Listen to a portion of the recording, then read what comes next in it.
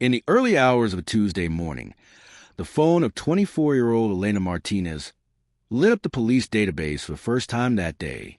But Elena herself was nowhere to be found. She had left her apartment the night before, planning only a quick visit to a nearby cafe. Her friends expected her back by midnight, but when she didn't return, panic quickly replaced concern. The first shock came when investigators pulled up her phone's location. It was moving, but Elena wasn't.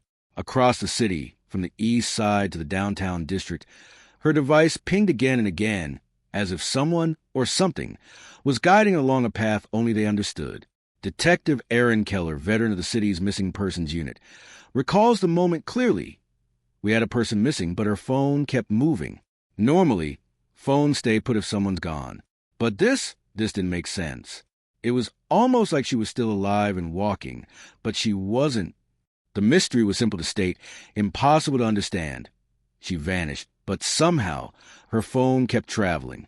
And just like that, the hunt began. Elena Martinez was a student at the local university, studying graphic design. Friends describe her as outgoing, meticulous, and fiercely independent. Her routines were predictable. She visited the same cafes, walked the same streets, and always checked in with her mother, Clara Martinez, at least twice a day.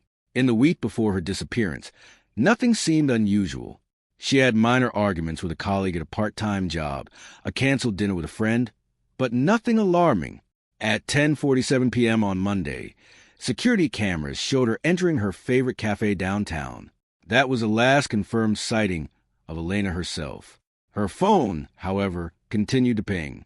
At 11:05 p.m., it was detected near a subway station several blocks from the cafe.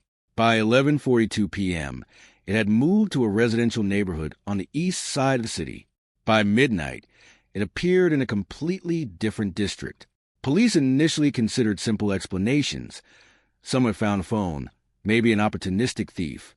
But when investigators traced app activity, messages sent from her account, social media logins, the pattern became far more unsettling.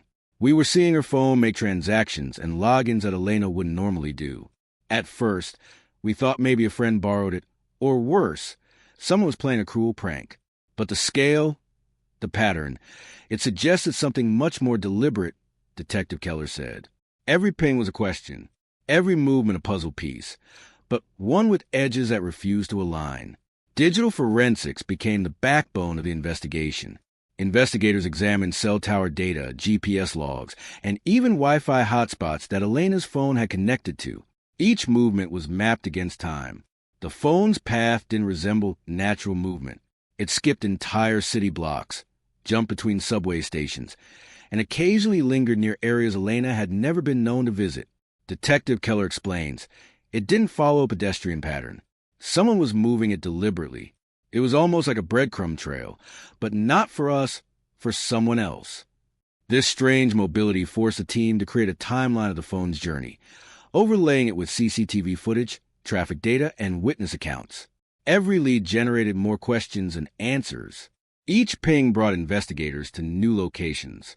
In one instance, a ping led to a coffee shop on the west side of the city. Staff remembered seeing a young man enter late at night with a device he claimed was his own, but surveillance revealed he was carrying a phone identical to Elena's. At another location, a residential building, the phone's signal was traced to an elevator. Residents reported nothing unusual.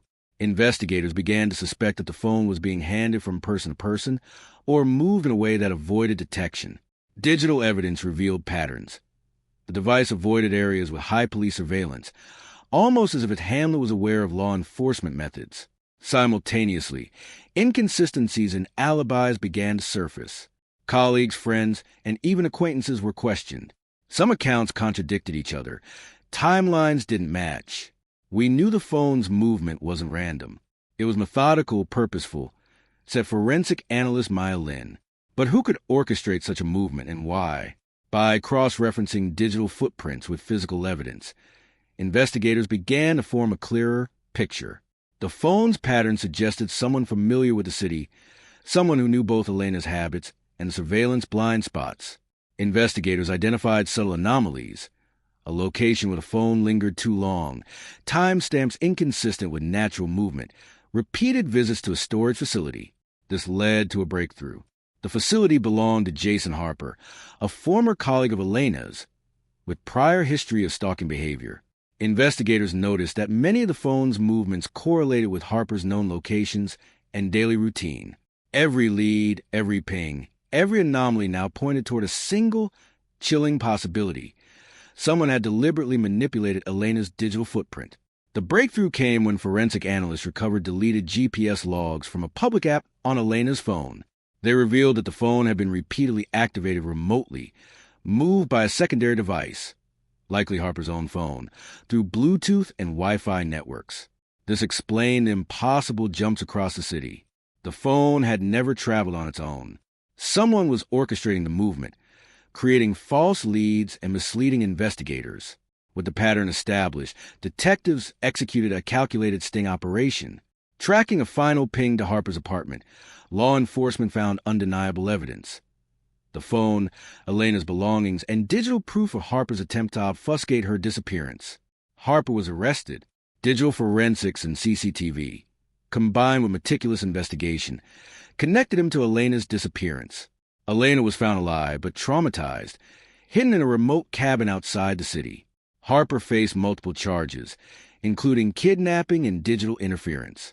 Her family expressed relief, but also a sobering message about technology's double-edged nature. We rely on our devices to keep us connected, to stay safe. But in the wrong hands, they can be used to manipulate, deceive, and hide the truth, said Detective Keller. The case underscored a stark reality. In the digital age, even when a person vanishes, their smallest traces, every ping, every login can be the key to solving the mystery. Elena vanished from the streets, but her phone never stopped speaking the truth.